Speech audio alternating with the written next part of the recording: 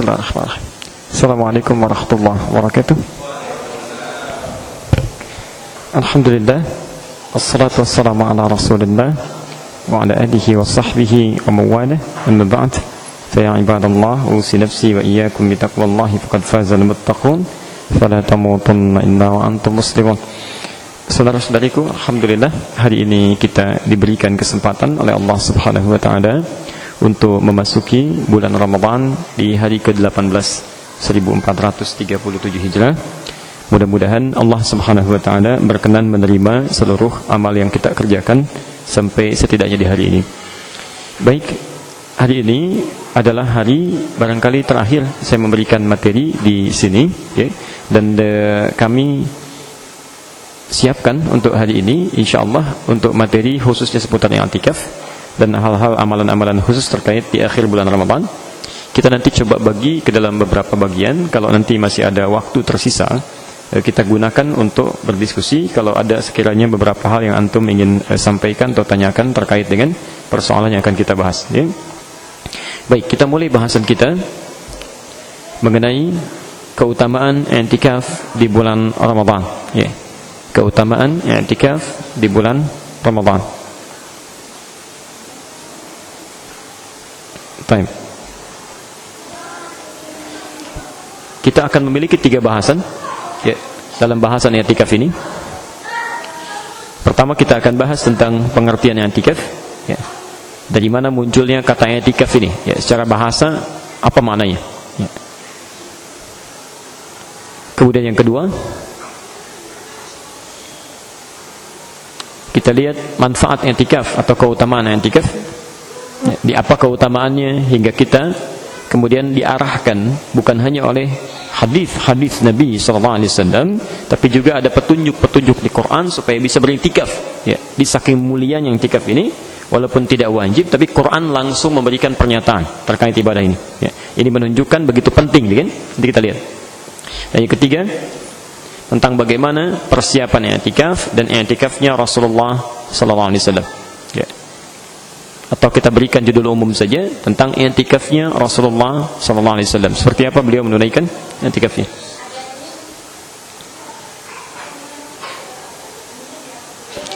Baik, bagian pertama kita akan bahas tentang pengertian i'tikaf. Apa yang dimaksud dengan i'tikaf?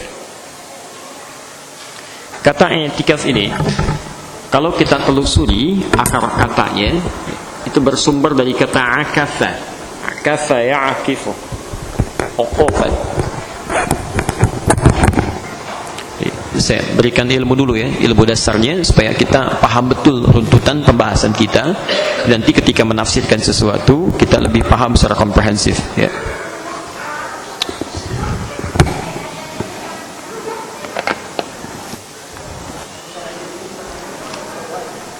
Baik, jadi ada i'tikaf, tulisannya begini, i'tikaf,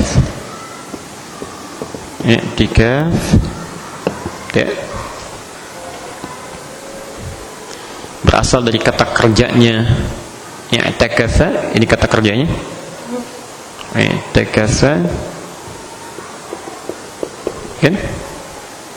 Nah, akar dari kata ini, ya, asal kata utamanya, akar dari sini, ya, itu berasal dari kata akafa. Akafa, ini asal katanya.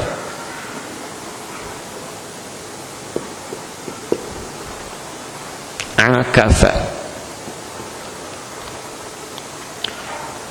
Akafa itu secara bahasa artinya diam, fokus terhadap sesuatu, ya, diam, fokus terhadap sesuatu, ya, diam, fokus, tapi bukan sekedar diam, ya, diam, fokus terhadap sesuatu.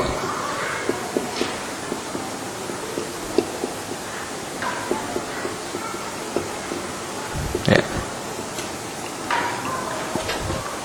Diam, fokus terhadap sesuatu. Baik, orangnya disebut dengan akif. Akif. Akif. Akifun. Oke. Perhatikan sini, saya berikan ilmu cepat ya. Ilmu cepat untuk merubah kata dalam bahasa Arab. Kalau Anda temukan kata 3 huruf, 1, 2, 3, ingin dirubah menjadi orang, itu rumusnya gampang sekali. Gampang. Rumusnya I. Huruf pertamanya tambah alif jadi panjang A, huruf kedua jadikan I. Misal, diam fokus ya pada sesuatu, akafa, orangnya yang melakukan itu kan? Tambah alif A, huruf kedua jadikan I langsung ya, terakhir matikan, gampang. Akif. Misal, jalasa, duduk. Jalasa, duduk. Orang yang duduk jalis, huruf pertama kasih fathah ke atas gini ya, kasih alif. Huruf keduanya langsung mati aja, I, kasrah ya, huruf keduanya kasrah, akhirnya mati, jalis. Aba, menulis, orang yang menulis katib, otomatis ya, klik ya. Qoro'a, membaca, orang yang baca qori. Qori itu pembaca, qoriul Quran, yang baca Quran ya, jelas ya. Itu cara gampangnya.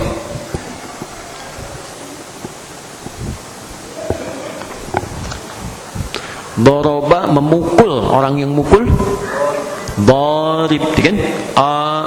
Syariba, minum, orang yang minum syarib kan, jelas ya. Syaraf, mulia, orang yang mulia jadi gampang ya. Baik. Sekarang lihat, kalau seseorang diam fokus terhadap sesuatu sampai dia nggak bisa gitu kan, ditegur nggak noleh ya, dipanggil tidak menoleh, fokus begini ya. Kan ada seseorang ya ngeliatin langit begini kan, Pak Ahmad gini aja ya. Sampai saking fokusnya dia nggak nengok dia, itu akif namanya. Jelas? Kalau banyak Anda tinggal tambah un di ujungnya atau in, gampang, un atau in. Akif jadi akifun ya. Kalau jadi in berarti akifin, lihat aja, kalau waw u, kalau ya i. Muslim, satu orang, banyak orang Islam muslimun. Mukmin, satu, banyak kan mukminun, kan? Kafir, satu, banyak kan kuliah ayyuhal. Wah, jadi kalau ada un berarti banyak ya. Jelas sampai sini? Pelan-pelan. Soim, satu orang, banyak kan soimun. Mukhlis, satu orang, banyak kan mukhlisun. Oke, jelas ya. Sekarang buka Quran surah ke 21 ayat 52. Akif jamaknya bisa akifun. Baik, pelan-pelan. Quran surah ke 21 Al-Anbiya ayat 52. Ada? إذ قال لأبيه وقومه ما هذه التماثيل التي أنتم لها عاكفون. Ada ayatnya? Ada ya? Akifun. Saya ingin berikan situasi begini. Nabi Ibrahim alaihi salam ketika berdakwah di lingkungan beliau, kemudian melihat satu pemandangan yang nyaris nggak usah pakai dalil lah, pakai otak aja jadi bingung gitu ya, nggak masuk akal ya. Bagaimana situasi yang dihadapi? Jadi setiap orang mau bekerja, beraktivitas, atau punya waktu luang, mereka akan masuk ke dalam ma'bad, tempat ibadahnya. Tiba-tiba ada di antara mereka yang menghadap ke arah patung, ada yang ngasih makanan, kan? Ada yang ngajak bicara, sementara patungnya sendiri dibuat oleh mereka ya. Ini mereka yang bikin, mereka yang ngajak bicara, mereka yang kasih makan ya. Bicara juga nggak bisa, apalagi makan, bergerak aja nggak gitu ya. Ini Ibrahim tuh Masya Allah alaihi salam pada saat itu melihat ini, situasi ini agak membingungkan deh, ke akal nggak masuk nih. Mereka yang bikin, jadi ginilah, bapak ibu bikin makanan sekarang. Begitu bikin makanan, bapak ibu Masya Allah setelah itu diajak bicara makanannya, mungkin nggak? Ya orang akan bingung kan. Anda ke tengah jalan aja situ ya, bikin makanan dalam bentuk apa-apa, kemudian Anda ada bicara, makanan, apa kabar hari ini, kan? Saya baru datang nih, kan? Pasti orang bingung tuh ya.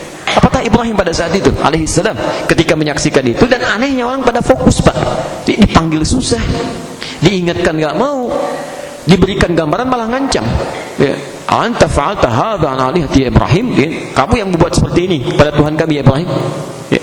Sampai pernah Nabi Ibrahim itu supaya bisa membuka, ya, nalar mereka, satu saat ketika mereka sedang beraktivitas masuk ke ma'bad, ke tempat ibadahnya, itu beliau ambil kapak, dihancurkan tuh patung-patungnya yang kecil-kecil. Setelah itu dikalungkan kapaknya itu di patung yang paling besar. Masya Allah. Apa yang terjadi ketika mereka kembali datang ke ma'badnya? Tuhan kita dihancurin nih. Tuhan dihancurin. Itu sudah beda ya. Sifat Tuhan itu kan harus lebih tinggi dibanding makhluk, kan? Tuhan kita ada masalah katanya. Ya. Apa yang terjadi? Coba cari siapa pelakunya. Seorang berkata yang selalu sentimen pada kita, ya, ada seorang fatan, seorang pemuda yuqalu Ibrahim, disebut Ibrahim katanya. Hadirkan dia. Ketika datang Ibrahim diinterogasi, ya, apakah engkau yang berbuat seperti ini ya Ibrahim? Kata Ibrahim, tanyakan saja pada yang paling besar itu. Dia kan yang pegang kapak katanya. Ya. Dia kan yang dikalungin kapak itu, tanyakan pada yang paling besar. Ya. Mereka berkata, nggak mungkin tuh. Bagaimana dia bisa melakukan itu? Dia kan nggak bisa bergerak, nggak bisa bicara. Bagaimana kami tanya? Kata Ibrahim, ya selama ini apa yang kalian lakukan? Kalian menyembah yang nggak bisa bicara, yang kalian buat sendiri, nggak bisa bergerak, nggak bisa mengambil makanan yang kalian berikan. Apa yang kalian lakukan? Ya, maka mereka diam, lantas keluarlah ancaman-ancaman sampai kita dengar kisahnya beliau diancam dibakar, dan kemudian dibakar tapi dengan izin Allah, tampak mukjizatnya pada saat itu. Ya narukuni bardan wa salama, kata Allah. Api, jadilah kalian bardan, dingin, wa salama, tapi menyelamatkan. Ya, kalau dingin saja akan kedinginan beliau. Ya, tapi dingin yang menenteramkan, itu yang membuat beliau selamat. Poinnya adalah saking herannya Nabi Ibrahim sampai berkata, "Ma hadhihi tamathilul lati antum laha akifun." Apa sih yang menjadikan patung ini? Apa istimewanya?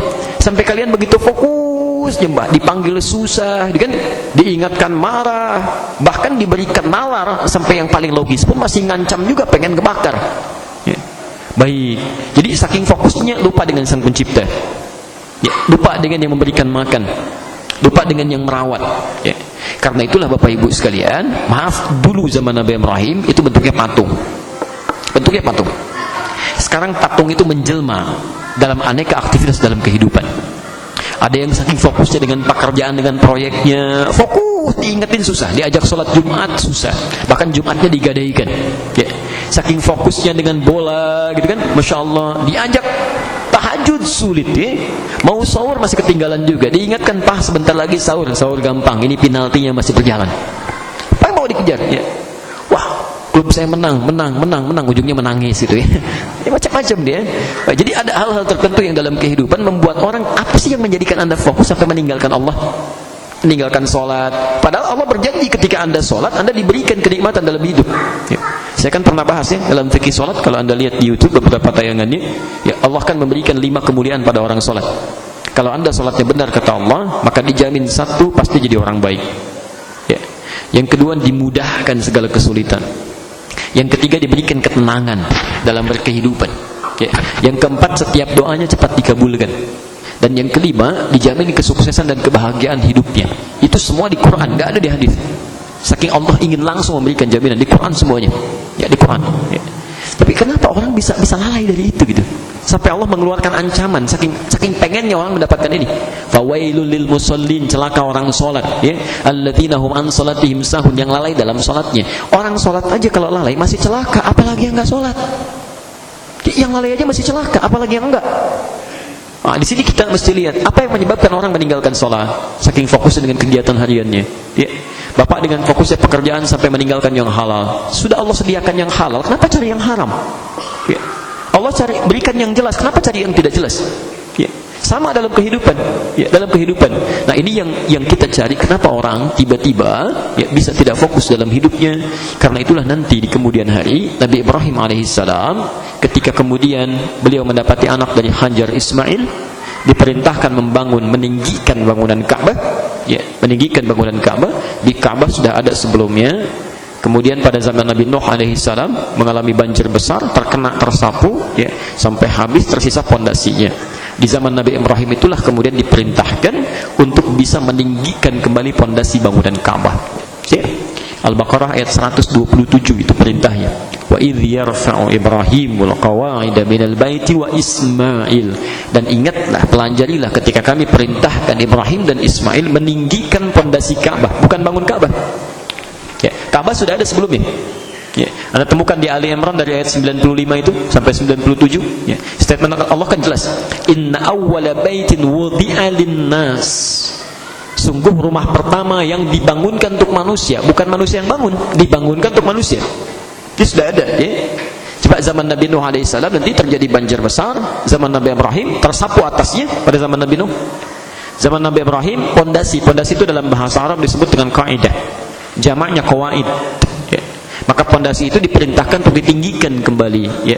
Ibrahim ke Nabi Nuh ada beberapa generasi, ya. Ibrahim bin Azar, atau bin Nahur, bin Abir, bin Kinan, bin Arfakhshad, bin Sam, bin Nuh alaihissalam. 7 generasi. Ya. Jadi kalau Nabi Nuh saja dakwanya 950 tahun, maka ada beberapa ribu tahun sampai ke Nabi Ibrahim. Nah, yang menarik begini. Ketika selesai dibangun, kemudian Allah firmankan untuk dibersihkan, ya, dalamnya dibersihkan, luarnya dirapikan. Untuk apa? Quran surah kedua Al-Baqarah ayat 125, ya, sebelah kanan pertengahan. Wa idh ja'alna al-baita mathabatan lin-nasi wa amna wattakhidhu min maqami Ibrahim musalla. Lihat kalimatnya. Dan ingatlah, pelajarilah ketika kami jadikan al-bait Ka'bah itu, ya, tempat bermuara bagi semua orang dan yang melahirkan ketenangan. Ya. Sekarang terbukti, ya. Orang-orang kalau mau datang itu, ya, berkerumun minimal setahun sekali itu ke Ka'bah tuh. Ya, ada yang haji, ada yang umrah, ada yang macam-macam ke Ka'bah, terpusat sentral. Mazhab itu sentral yang kokoh itu mazhab. Ya. Yang menarik wa amna, dan tempat yang menenangkan. Masyaallah. Anda nggak percaya silakan. Anda segelisah apapun, punya kesulitan sehebat apapun, pergi ke Ka'bah, samping Ka'bah bisa tenang. Nggak percaya silakan. Ya. Punya masalah luar biasa, pokoknya kalau udah nyampe Ka'bah kayaknya nggak ada tuh masalah, tenang aja gitu. Begitu keluar dari situ ingat lagi, masuk ke situ tenang lagi. Karena itu sudah jaminan Allah. Jaminan Allah, siapapun yang ada di samping Ka'bah itu mendapatkan ketenangan. Ya. Bahkan maaf, dalam status dia pun, ya, status dia misalnya, ya, sedang dalam kesulitan, diperangi dan sebagainya, dia ketika ke Ka'bah dapat perlindungan. Ya, dapat perlindungan sepanjang dalam keadaan yang benar. Nah, wattakhidhu min maqami Ibrahim musalla, lalu ambil sebagian tempat dari maqam Ibrahim, sekitar Ka'bah ada maqam Ibrahim, sebagian tempatnya gunakan untuk salat. Tapi yang menarik ini poinnya. Wa ahidna ila Ibrahim wa Ismail an tahira baitiya lit-taifin wal 'akifin. Tadi itu. Wa raka'is sujud. Dan kami perintahkan kepada Ibrahim dan Ismail, ahidah itu bukan perintah biasa. Ya, tapi perintah yang mengikat. Ya, perintah yang mengikat. Jadi kalau Anda masuk ke satu lembaga, ya, misal anak Anda ingin kuliah di Timur Tengah, kemudian ada surat perjanjian, pernyataan untuk berkelakuan baik macam-macam, itu disebut dengan ta'ahud. Perjanjian yang berkonsekuensi, perjanjian kuat. Ya. Jadi kenapa Allah menggunakan kata ahidah, seakan-akan ini perintah, bukan perintah biasa, tapi perintah yang sangat kuat, yang melekat. Ya. Nah, kalau perintah diucapkan dengan bentuk ahidah, sesuatu yang kuat melekat, itu tandanya yang diperintahkan sangat penting, sangat penting. Ya. Jadi gini, kalau universitas tidak bikin tata tertib, kita tanda tangan di situ. Kalau nggak dianggap penting, ngapain dibikin? Ya, pasti ada sesuatu yang penting di situ. Ya. Karena itu ketika Allah perintahkan untuk membersihkan bagian-bagian dari Ka'bah, ada yang penting di situ. Apa? Lit-taifin, supaya orang tawaf itu bisa nyaman di situ. Ya, tawaf. Yang kedua ini yang menarik, wal 'akifin, untuk orang-orang kemudian akif, fokus. Lihat sini, ini yang menarik. Di zaman Nabi Ibrahim sebelumnya terjadi orang-orang fokus pada berhala, pada macam-macam. Ketika beliau meninggalkan kaumnya, diperintahkan membangun Ka'bah, lalu dialihkan oleh Allah. Coba mereka itu yang fokus-fokus pada dunia, coba minta kepada mereka supaya alihkan fokusnya karena Allah Subhanahu wa taala. Arahkan ke kiblat, ke Ka'bah. Ya. Diaktifin di sini supaya diantaranya ada bermakna tekstual, orang itikaf di situ. Yang kedua bisa berarti semua aktivitas manusia yang tadinya, ya, dicontohkan Nabi Ibrahim, ditunjukkan oleh beliau, fokusnya pada dunia, pada berhala dan sebagainya, sekarang arahkan pada Allah. Jadi kalau dibawa konteks sekarang, misal yang punya rezeki siapa? Allah. Kenapa sih Anda bekerja tidak berharap kepada Allah? tapi berharap pada manusia. Ayo arahkan pada Allah. Ya, Anda cuma ikhtiar. Anda itu ditugaskan untuk ikhtiar. Ya, bukan untuk menghasilkan rezeki. Terserah Allah mau ngasih apa enggak. Yang punya Allah kok. Ya, kita cuma dituntut ikhtiar, enggak usah mikirin rezekinya. Anda pikirin malah jadi bingung. Ya, maaf ya, memikirkan sesuatu yang bukan urusan kita itu hanya menambah beban. Menambah beban. Yang punya rezeki kan Allah. Ngapain kita mikirin punya Allah? Yang harus kita pikirkan bagaimana cara kita untuk bisa mendapati itu. Caranya kata Allah ikhtiar, selesai. Jadi kalau Anda sudah ikhtiar, selesai tugas Anda. Tugas Allah menurunkan rezeki. Kalau rezeki belum turun, evaluasi, apa salahnya? Ya. Apa pernah makan yang haram? Apa selalu berlaku maksiat? Ya. Jangankan Allah lah, Anda sekarang bisa mau infak di keluar. Begitu mau infak, ada orang kumpul, dikira Anda, oh ini 5 orang berhak menerima infak saya nih. Ya kelihatan dari penampilan. Begitu mau dikasihkan, tiba-tiba sedang main kartu begini. Ya, jadi nggak ngasih ya? Tidak. Jadi maksiat itu kadang-kadang itu bisa menghambat rezeki, menghambat kebaikan. Ya. Tapi poinnya dari yang semula ke dunia, coba jadikan dunia itu bagian wasilah kita untuk ibadah pada Allah Subhanahu Wa Taala. Anda jalan ke sini kan, masya Allah, Anda gunakan kendaraan, itu kan bagian dari ibadah.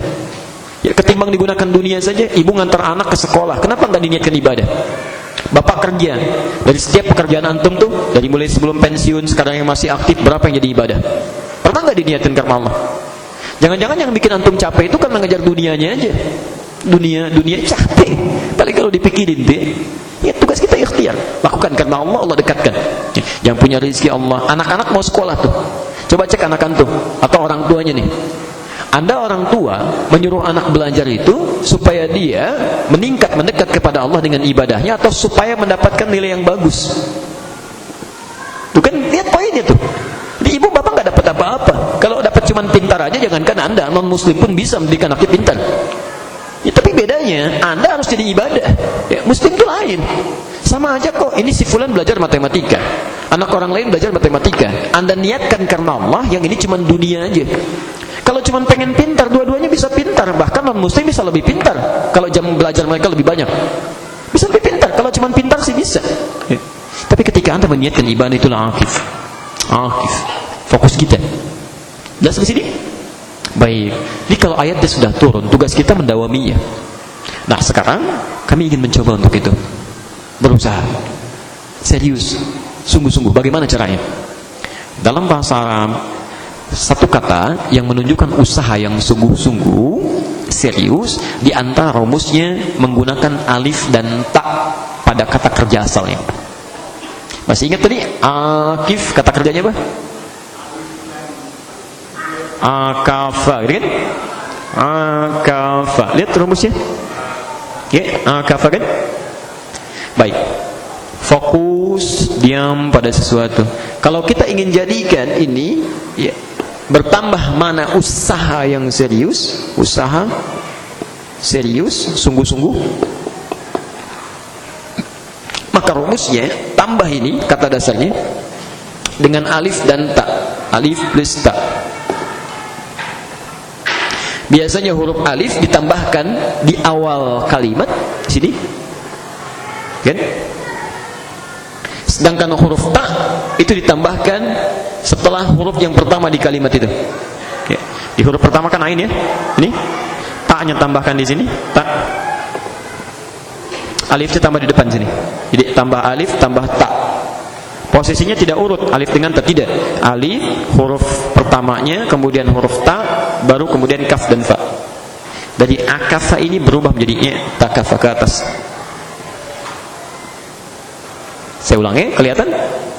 Baik, asalnya kan akafa, lihat ini. Artinya diam, fokus terhadap sesuatu sehingga sulit dipaling. Orang ini disebut akif. Kalau kita kemudian ingin coba, ya, ingin berusaha fokus pada sesuatu, serius melakukannya, ya, tanpa terganggu dengan yang lainnya, tambah alif dengan ta pada akar kata ini. Cara menambahnya huruf alif tambahkan di depan, jadi akafa tambah alif satu. Huruf ta-nya tambahkan setelah huruf yang pertama ini. Ya, setelah ain tambah ta di sini. Jadi kalimatnya menjadi alif, ain, ta, kaf, fa. Ini ta-nya di sini. Jelas? Dari akafa jadilah huruf seperti ini kalimatnya, i'takafa. Pelan-pelan, hakallah. Sudah? Sifatnya disebut dengan i'tikaf. Ini. Jadi kata kerjanya fi'il, verb. Sifatnya, keadaannya, kata bendanya, masdarnya disebut dengan i'tikaf. Jadi i'tikaf itu asal katanya secara bahasa adalah usaha yang sungguh-sungguh, usaha yang sungguh-sungguh, serius untuk fokus pada suatu hal, untuk fokus pada suatu hal yang ingin diraih dalam kehidupan, yang ingin diraih dalam kehidupan. Usaha yang sungguh-sungguh, serius untuk fokus pada suatu hal kan, yang ingin diraih dalam kehidupan. Jelas di sini? Baik. Sudah? Kalau sudah paham maknanya di sini, tinggal sekarang kita lihat motivasi-motivasi Al-Quran terkait dengan proses i'tikaf ini. Ya. Jadi kalau sudah paham, kita mengerti ya, bahwa ketika antum mendengar kata i'tikaf berarti dalam i'tikaf ini ada sesuatu yang harus difokuskan.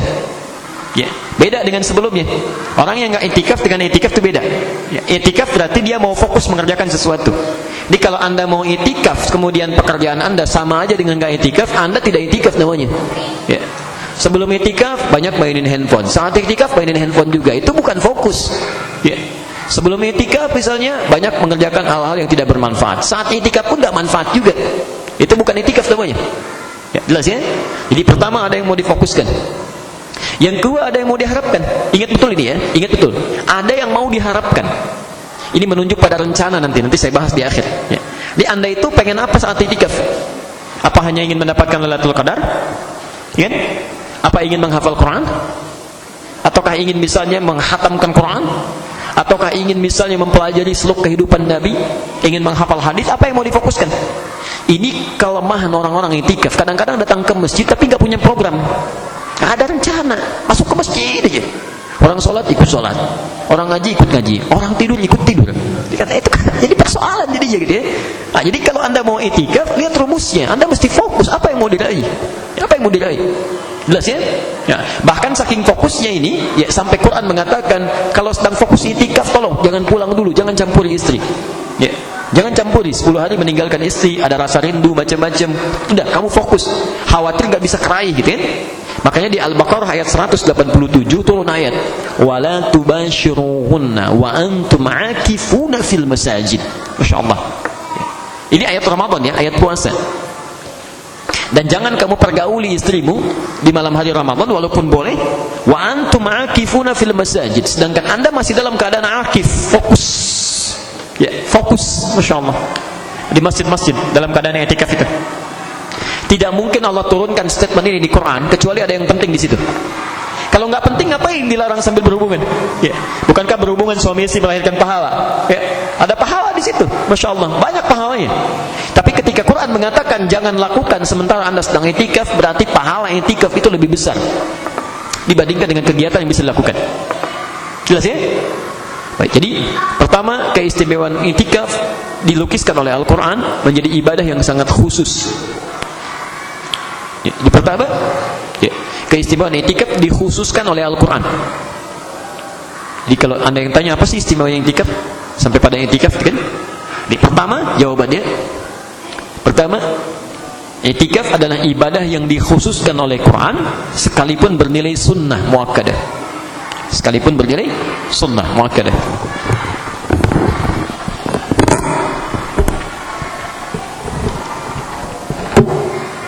Baik. Saya kasih rumus begini ya. Saya kasih rumus dalam kaidah tafsir. Jika ada ibadah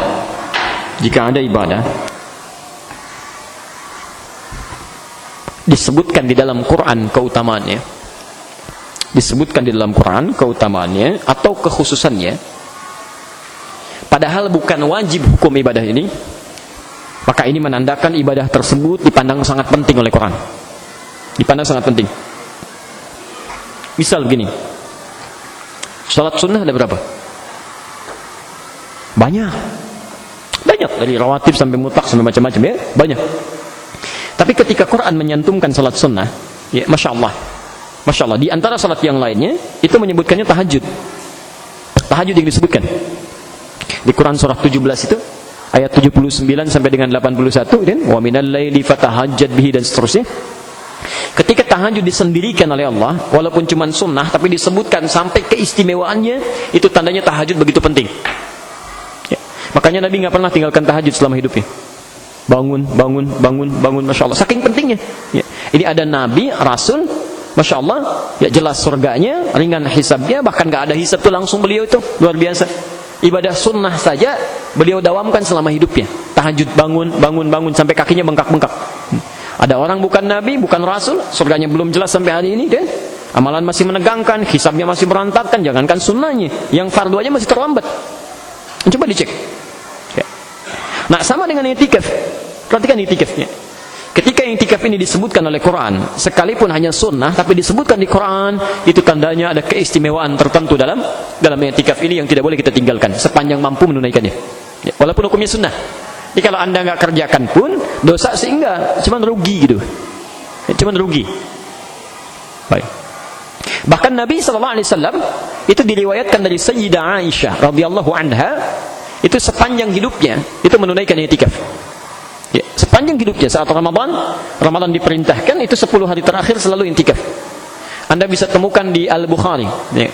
Hadis Al-Bukhari nomor hadis 20.026, ya, 2026 bukan 20.000. Bukan 20.000 tapi 2026, 2026. Di hadis Muslim 1172, 1172. Ya, 1172.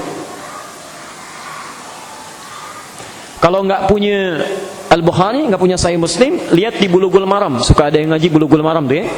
Bulughul Maram karangan Ibnu Hajar Al-Asqalani, ya. Lihat nomor hadis 699. Lihat an Aisyah radhiyallahu anha, ya, hadis ini disampaikan dari Sayyidah Aisyah, semoga Allah meridai kepada beliau, ya, qalat, perhatikan kalimatnya, ya. Kana Nabi sallallahu alaihi wasallam, kata Aisyah radhiyallahu anha, adalah Nabi sallallahu alaihi wasallam, ya, terbiasa ya'takifu fil ashril awakhir min Ramadan, ya, terbiasa menunaikan i'tikaf setiap 10 akhir Ramadan. Ya. Beliau kalau sudah beriktikaf, sudah sampai 10 Ramadan, 10 akhir, itu terbiasa i'tikaf. Hatta tawaffahu Allah, sampai wafatnya. Ya, sampai wafat. Ya, sampai wafat. Wa ya'takifu min ba'dihi azwajuh. Dan setelah beliau meninggal dunia, setelah wafat itu, bahkan istri-istrinya kemudian mendawamkan i'tikaf selama hidupnya. Masya Allah. Nabi selama hidupnya sampai meninggalnya, setiap 10 akhir Ramadan selalu beriktikaf sampai wafatnya. Yang kedua, selesai beliau wafat itu, bahkan istri-istrinya meneruskan i'tikaf itu. Ya, meneruskan. Bahkan nanti riwayat-riwayat lain menyebutkan pernah Nabi i'tikaf, istrinya pun ikut. Ada. Ya. Nanti ini menunjukkan hukum perempuan dibolehkan untuk i'tikaf. Istri Nabi aja ketika terpenuhi syaratnya i'tikaf. Masa yang bukan istri Nabi nggak mau i'tikaf? Ya. Ketika terpenuhi syaratnya, nanti ada syarat-syarat turunan untuk perempuan. Ya. Jelas sampai sini? Nah, keistimewaan yang kedua dari i'tikaf ini,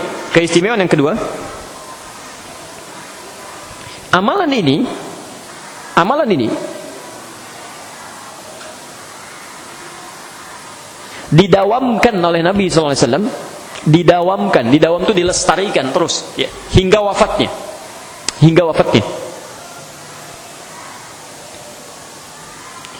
Nabi SAW melakukan amalan, kadang-kadang ada yang dikerjakan, kadang-kadang tidak, ya. Seperti salat mutlak misalnya, ya, kadang beliau kerjakan, kadang tidak. Rawatib dikerjakan, ya. Tapi kalau salat mutlak, misal 2 rakaat sebelum maghrib, 2 rakaat sebelum isya, kadang dikerjakan, kadang tidak, ya.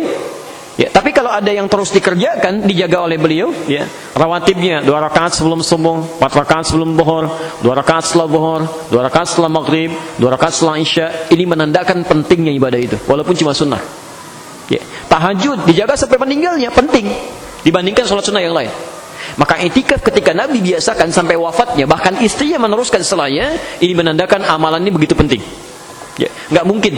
Kalau nggak penting, nggak mungkin Nabi dawamkan itu selama hidupnya sampai beliau meninggal dunia. Ya, dan istrinya meneruskan setelah itu. Ya, meneruskan setelah itu. Baik, pelan-pelan. Lalu apa yang menjadikan i'tikaf ini menjadi penting sehingga didawamkan oleh Nabi, khususnya, ingat, khususnya di setiap 10 terakhir bulan Ramadan? Satu,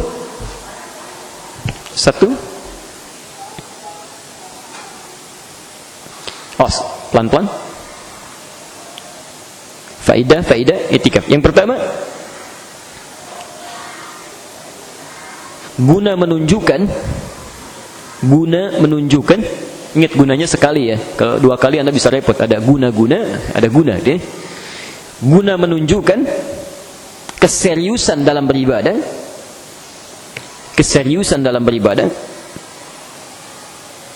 saat sementara orang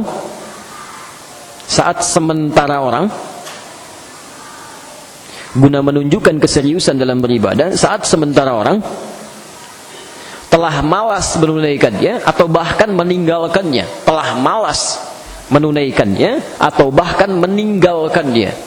Allahu Akbar. Coba cek ya. Anda malam pertama banyak kan yang tarawih? Penuh kan? Baca Quran banyak kan? Coba perhatikan sampai ke pertengahan ini, sama nggak dengan sebelumnya? Ya, sudah mulai berkurang. Ya. Bahkan nanti di akhir-akhir, ini belum akhir Ramadan aja orang udah mikirin mudik. Coba lihat ya, belum berakhir sudah mikirin mudik. Tiketnya pakai apa? Ada yang pakai pesawat, kereta api sudah habis terjual tiketnya. Bahkan sebelum Ramadan, Anda perhatikan. Ya. Ini aneh nih, urusan dunia itu sudah didapatkan sebelumnya. Urusan dunia tuh. Ya. Lihat, mudik ke kampung halaman yang sementara dikejar-kejar persiapannya. Mudik ke kampung akhirat yang selamanya nggak disiapkan bekalnya. Ya. Coba deh nanti ya, Anda akan saksikan ada pengalaman sangat luar biasa. Nanti lihat, beberapa hari sebelum Ramadan orang fokus banyak-banyak. Ada yang nyiapkan motornya, mobilnya, bahkan motornya pun itu kadang-kadang barang yang dibawa lebih besar dibanding motornya. Lihat, ya. Itu 2 orang, 3 orang, 4 orang, 5 orang dalam satu motor, bisa dibayangkan. Itu untuk urusan dunia. Dan bahagia sekali, pulang tuh bahagia, senang. Ya, dalam filosofi bahasa Indonesia, biasanya pulang itu selalu berkolerasi dengan kesenangan, nyambung dengan kesenangan. Ya.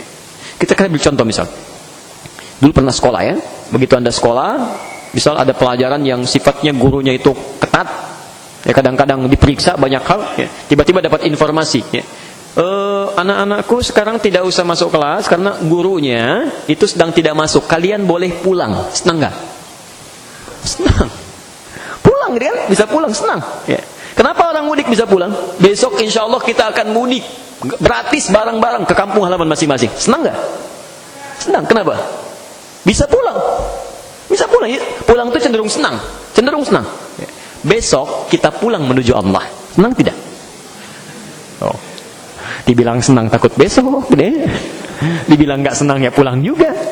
Ya. Tapi poinnya begini, kenapa orang bisa senang untuk pulang dalam urusan mudik? Karena ada bekal yang dibawa.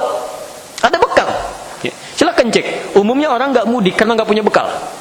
Ya, karena nggak punya bekal. Silakan Anda lihat ya. Saya pernah tanyakan, ada salah seorang pernah saya tanya langsung secara pribadi, kenapa Anda nggak pulang? Ya. Nggak ada duit Pak katanya. Ya. Ini nggak ada bekal gitu. Ya. Silakan, saking senangnya yang pulang ini, selain dia bawa sesuatu, itu yang dengar pun sudah mempersiapkan diri. Silakan Anda cek ya. Yang dengar akan mau pulang ini, dia sudah persiapkan. Yang Masya Allah rumah dicat, kue kemudian ditata rapinya, yang nggak ada, itu bisa diada-adakan. Cuman saat mudik, Anda bisa temukan kaleng kongguan isinya rangginang. Silakan cek deh. Yang nggak ada bisa ada, jangan dilihat isinya, tapi Anda perhatikan, yang nggak ada bisa ada. Karena ada yang mau pulang. Ya. Kenapa urusan dunia sampai Anda cari-cari luar biasa, sampai disambut? Itu cuma sementara. Sementara saat Anda kehilangan itu semua sudah selesai. Tapi urusan akhirat yang Anda tidak akan wafat lagi selamanya begitu. Kenapa nggak serius? Ya, kalau sekarang disambut oleh kerabat, kenapa enggak Anda bayangkan malaikat penjaga surga itu menyambut kita? Assalamun alaikum bima sabaratum udkhuluha bisalamin aminin. Selamat karena dulu pernah sabar saat di dunia. Sekarang silakan masuk, nikmati sepuas-puasnya, nikmati. Sudah. Masya Allah. Dan enggak ada meninggal lagi. Jadi kalau nikmat terus. Tapi kalau sengsara nestapa terus tuh sampai ujungnya. Enggak dapat apa-apa. Ya. Maka dari itu, ketika orang mulai meninggalkan mengejar dunia, bayangan dunia sudah di hadapan mata, ya, hati-hati. Tidak sedikit orang berharap mudik urusan dunia, ternyata di jalan, ya, malaikat maut datang, mudik aja ke akhirat langsung pulang. Coba lihat, ya, coba lihat. Dan itu hati-hati. Di saat orang-orang mulai meninggalkan ibadah pelan-pelan, Anda malah datang untuk meningkatkannya. Itu luar biasa. Ya. Makanya i'tikaf itu menjadi penanda bahwa saya sungguh-sungguh ya Allah. Saat orang tinggalkan saya datang. Oh, itu luar biasa. Dan nanti ada korelasi dengan doa. Orang-orang yang terus mendekat kepada Allah saat orang lain meninggalkan, maka nanti Allah berikan fadilah, keutamaan dalam hidupnya yang enggak diberikan pada orang yang tidak mengerjakannya. Ya. Jadi kalau waktunya masih panjang atau ada di kesempatan atau Anda yang bergabung dengan kami, nanti kita tunjukkan amalan apa aja yang bisa dikerjakan. Oke? Baik, jelas ya? Jadi pertama, guna menunjukkan kesungguhan dalam beramal saat sementara orang sudah malas ya dalam mengerjakannya atau bahkan meninggalkannya. Jadi kita buktikan, ya Allah, terima kasih saya diberikan kesempatan Ramadan. Saya ingin tunjukkan, kan? Dengan izin-Mu ya Allah, bimbing saya untuk maksimal dalam ibadah. Satu. Yang kedua, ya. Dua, i'tikaf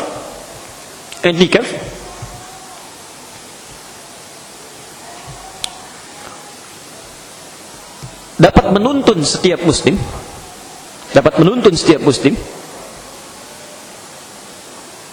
untuk fokus dalam ibadah.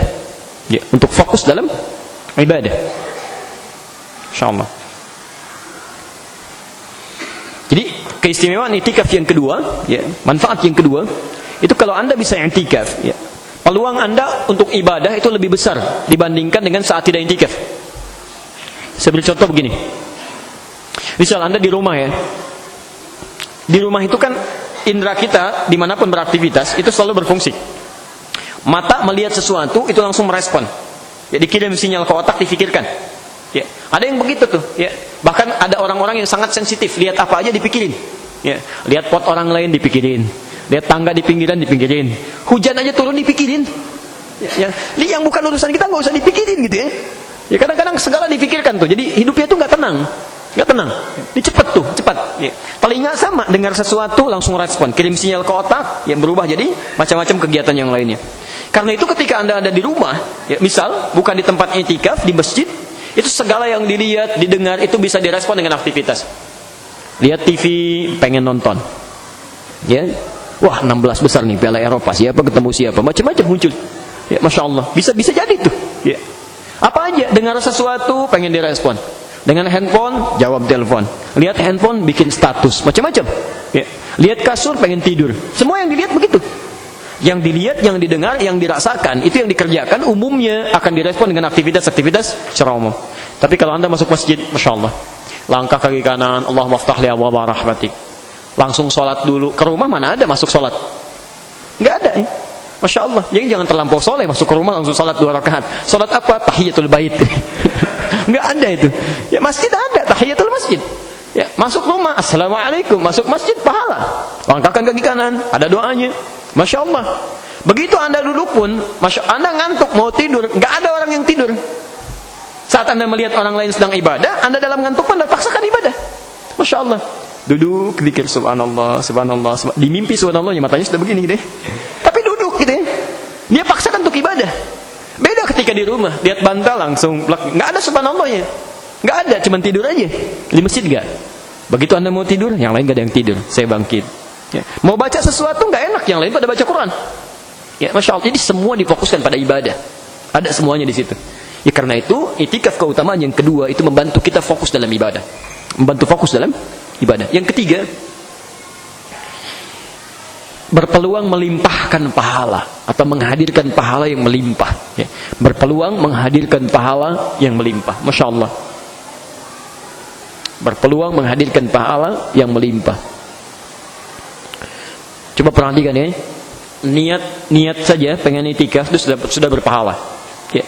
Dalilnya kita paham, innamal a'malu Berniat. Jadi niat aja udah ada pahalanya.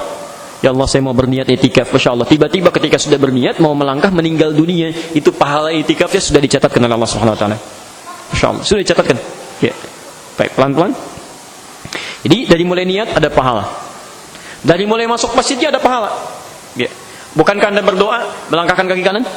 Allahumma ftahli abwaaba rahmatik, pahala lagi. Bahkan Anda belum mengerjakan apa-apa, ya, keutamaan masjid itu, kalau Anda hadir di masjid mengerjakan ibadah, misal dengan niat ibadah, itu sudah mendapatkan 25 kebaikan sebelum ibadah itu dilakukan. Anda kesini mau ta'lim misalnya, mau ikut belajar, mau ta'allum, ya. Itu baru niat saja, dan Anda hadir di masjid, belum ikut ta'allumnya, belum belajar, ya. Itu baru datang saja mendapatkan 25 kebaikan. Jarak satu keduanya 500 tahun, dua ketiganya 500 tahun, tiga keempatnya 500 tahun. Masya Allah. Itu baru itu. Ya. Kalau Anda kerjakan juga dengan sholatnya, maka langkah pertamanya mengangkat derajat sisi Allah. Langkah selanjutnya menggugurkan dosa-dosanya.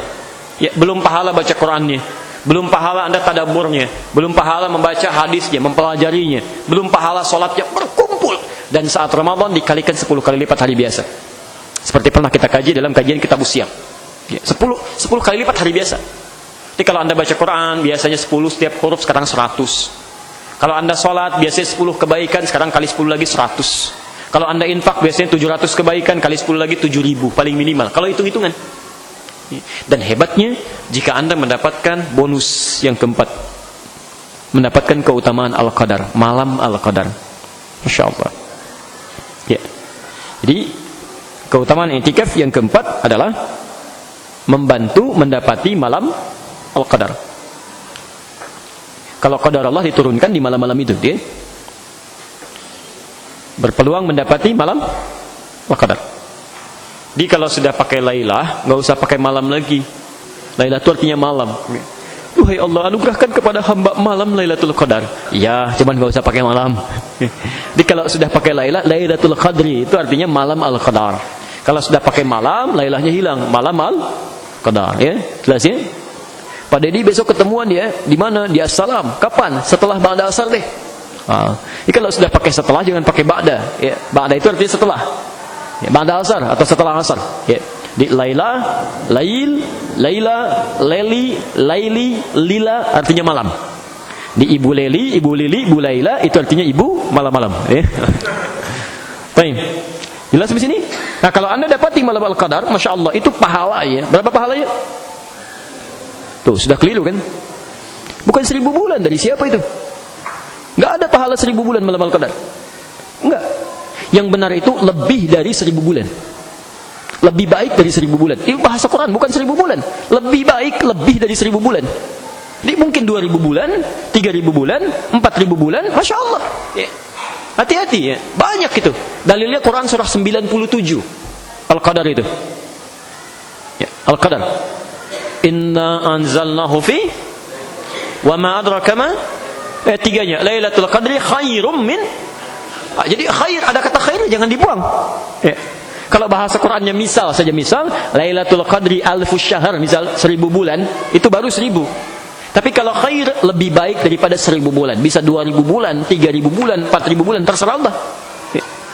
Jadi kalau Anda bisa raih itu luar biasa pahalanya. Ya. Oh, hati-hati ya, hati-hati. Itu cuma Anda dapatkan di malam aja. Karena bahasanya Lailah. Lailah itu artinya datang di waktu malam, bukan siang. Yang kedua, Lailah itu bentuknya tunggal, mufrad. Jamaknya layali. Ya, layali. Ya. Dia ada lailatun, ada lail, ya, ada layali. Kalau Lailah itu satu malam. Satu malam. Ya. Kalau lail itu agak panjang, tapi kalau Lailah itu bisa sekejap.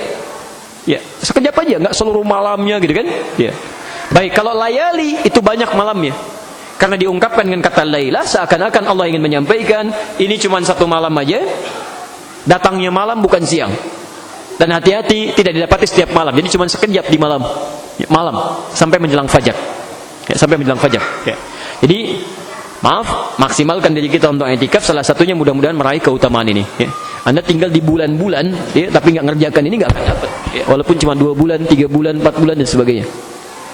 Di Bekasi ada daerah namanya bulan-bulan. Deh. Baik, yang terakhir, bahasan terakhir. Dan waktunya masih cukup. Bahasan yang terakhir, bagian ketiga Pak. Ya, tadi 4 kemuliaan itu. Satu kan kita bahas apa artinya i'tikaf kan? Yang kedua adalah keutamaan i'tikaf berdasar Al-Quran dan Sunnah Rasulullah SAW. Ya. Dan yang ketiga adalah i'tikafnya Rasulullah SAW. Baik, kita agak cepat ya karena waktunya sangat terbatas. Satu, dimulai dengan niat.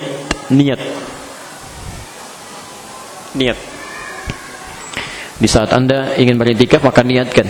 Niat itu menunjukkan kesungguhan dan menyiapkan ibadah yang membedakan dengan rutinitas.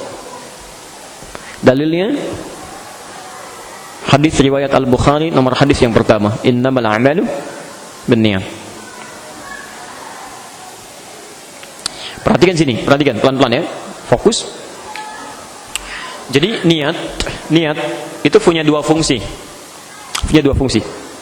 Pertama, membedakan rutinitas dengan ibadah. Di rutinitas bila diniatkan karena Allah itu berubah menjadi ibadah. Antum kerja, berangkat pulang pergi ke kantor. Kalau antum niatkan karena Allah, bismillah, niatkan karena Allah. Itu selain pulang perginya aktivitas dunia itu dilakukan, itu otomatis dicatat sebagai ibadah. Tapi kalau cuma pulang pergi aja, maaf, itu cuma jadi rutinitas dunia, tidak bernilai ibadah. Tidak bernilai. Makan, minum, sertakan nama Allah, bismillah, makan, bismillah, minum, bismillahirrahmanirrahim, berpakaian, itu jadi ibadah. Maksudnya ada pahala akhiratnya. Ya. Pakaiannya nggak akan ikut, makanannya nggak, selesai di dunia. Tapi kalimat ibadahnya, bismillah, itu yang dibawa sampai ke akhirat jadi ibadah. Jelas ya? Nah, ketika Anda berniat untuk i'tikaf, itu artinya Anda sudah berniat untuk ibadah. Itu poinnya. Bukan yang lain. Ya. Kalau cuma ngobrol, itu aktivitas Anda. Di luar masjid juga bisa ngobrol. Ngapain Anda jauh-jauh ke masjid untuk i'tikaf cuma untuk ngobrol aja? Nggak ada delay ya. Nggak ada delay ya. Ini semua pekerjaan Anda kalau diniatkan sebagai i'tikaf, itu artinya Anda fokus untuk ibadah. Anda bawa handphone, maka handphone itu hanya untuk ibadah, bukan untuk yang lain. Nggak ada ceritanya masuk masjid mau i'tikaf pasti lihat-lihat situs-situs berita, kadang-kadang yang nggak jelas, itu kan? Atau kadang-kadang masih juga muncul ria tuh, masih pasang status juga. Klik, sedang i'tikaf di masjid, assalam. Nggak bisa diganggu. Anda maunya apa? Nggak usah bikin kayak gitu untuk apa? Ya keluarin aja, sudah simpan. Jadi segala perangkat yang Anda siapkan itu untuk ibadah aja. Ibadah. Hati-hati ya. Di ketika Anda niatkan i'tikaf, itu artinya Anda mau ibadah. Mulai lisan dijaga. Kalau yang nggak ada kaitan dengan ibadah, tahan. Pandangan untuk ibadah, tangan untuk ibadah, dari ujung kepala sampai ujung kaki ibadah aja semuanya. Ya, jelas sampai sini? Karena itu Imam An-Nawawi itu memberikan rumus pada kita. Memberikan rumus. Bahkan kalau bisa kata beliau, jangan tunggu saat Ramadan. Setiap masuk masjid niatkan i'tikaf. Setiap masuk masjid. Ya. Itu Anda temukan di kitab At-Tibyan. At-Tibyan fi adab hamalatil Quran. Ya. Kalau Anda punya yang terbitan Darul Kutub Al-Islamiyah, warnanya coklat, di tengahnya ada kuningnya sedikit dia, coklat, ada kuningnya, 188 halaman. Itu dibuka halaman ke-46, posisinya sebelah kanan. Ya. Di situ ada 6 paragraf. Lihat di paragraf yang kelima, faslun, ada paragraf. Ya. Baris yang ketiga sampai yang keempat. Ya. Kata beliau, wayanbaghi likulli man dakhala ilal masjid, dan semestinya bagi setiap yang masuk ke masjid an yanwiya bil i'tikaf, supaya dia meniatkan i'tikaf. Ya. Supaya semua aktivitas itu berfaedah. Coba Anda masuk masjid ya, jangan tunggu 10 hari Ramadan dah. Ya. Anda mau masuk masjid niatkan i'tikaf. Kan i'tikaf dibagi dua nanti. Ya. Ada yang sifatnya panjang, ada yang sifatnya sementara. Jadi kalau Anda sudah niat i'tikaf, dibuka pintu masjid, begitu mengucapkan Allahumma ftah li abwaba rahmatik, Anda niatkan i'tikaf, maka Anda akan jaga semua kegiatan Anda di masjid punya ibadah. Ya. Kalau nggak begitu, nggak ada pegangan tuh. Ngobrol dengan teman, Anda masuk ke sini malah ngobrolin yang lain. Ya. Kemarin gimana acaranya? Lancar, alhamdulillah, nggak ada hambatan. Acara dibicarakan. Kalau cuma urusan dunia di luar masjid bisa. Ya. Kadang-kadang transaksi bisnis yang dilarang itu nggak boleh. Ya. Bapak ibu beli pulsa belum dibayar, masuk masjid bayarnya di masjid. Kemarin lupa nih, ini itu nggak boleh. Oh, hati-hati itu nggak boleh. Ya. Jadi kalau Anda sudah niatkan i'tikaf, Anda akan fokus, bicaranya fokus, zikir macam-macam dan sebagainya. Itu kata Imam An-Nawawi. Ya, jelas sampai sini? Baik. Sudah waktunya? 2. Ya, i'tikaf ya Rasulullah SAW. Jadi pertama niatkan apa? Ya, niat i'tikaf untuk ibadah, ingat ya. Berniat untuk i'tikaf. Jadi kalau disebutkan niat jangan dipandang sepele. Niat. Benar udah niat belum? Oh, kalau Anda nanti saat i'tikaf tiba-tiba bisa bicara di luar konteks ibadah, berperilaku yang tidak layak, kadang-kadang suka iseng tuh, ya, sendal orang ditukerin, ya, tempat tidur orang digeser-geserin, kadang ditukar, atau misalnya beberapa handphonenya jadi macam-macam. Nah, itu bukan itikaf. Bukan itikaf, apalagi sudah berniat maksiat. Ya. Tahun lalu itu di salah satu masjid, Masya Allah, bahkan ada yang wudu, ngalamin orang, begitu sholat asar, sedang pada itikaf, mundur, tas orang diambil. Kalau Anda sudah bisa berlaku maksiat di rumah Allah, di tempat mana lagi yang merasa tidak aman tuh? Itu luar biasa. Ada imannya hancur itu. Ya, ada sesuatu yang dahsyat terjadi dalam dirinya. Kedua, menyiapkan kelengkapan itikaf. Menyiapkan kelengkapan itikaf.